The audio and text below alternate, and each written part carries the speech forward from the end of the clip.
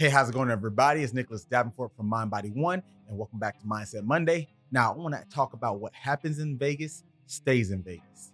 No, I'm not talking about Sin City where you go and gamble, maybe lose your money, have some fun. That's not the Vegas we're talking about. I'm talking about the Vegas nerve.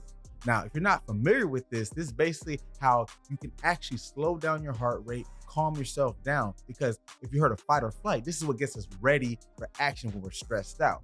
Now, I always say there's no more saber-toothed tigers. So now we get that stress response way more frequently for things that aren't imminent dangers. Yes, we can perceive them as threats, something like worrying about a deadline for work, a hot date, school, a sport, whatever it is, that can trigger this response, but it's not going to really do anything to us. Yes, we still have threats in the real world, but not as much as we used to. So now we have more perception or perceived threats that make us trigger this response for things that don't have to be that bad.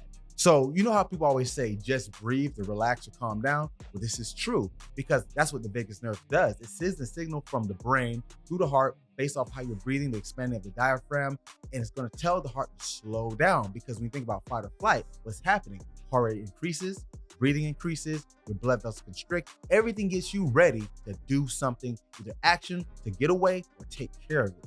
Now, the opposite of the stress response is something called the rest and digest or the parasympathetic nervous system.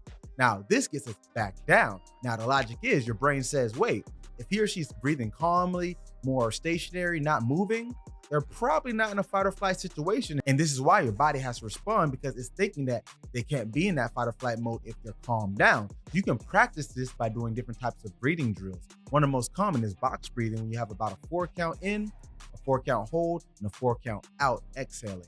Now, this will get you into that calm state. Do this for about 3 to 5 minutes. And what it'll do is make you more readily available to get back down. You can't eradicate stress. That's not the goal. The goal is to be able to come back down and make your body more resilient from a physiological level. We always talk about stress management, but it's an actual way that you can control your mind, control your breathing, so you can control your body to get your mind right. So give this a try because that vagus nerve is working for you. So thanks for tuning in, guys. Have a great rest of your week.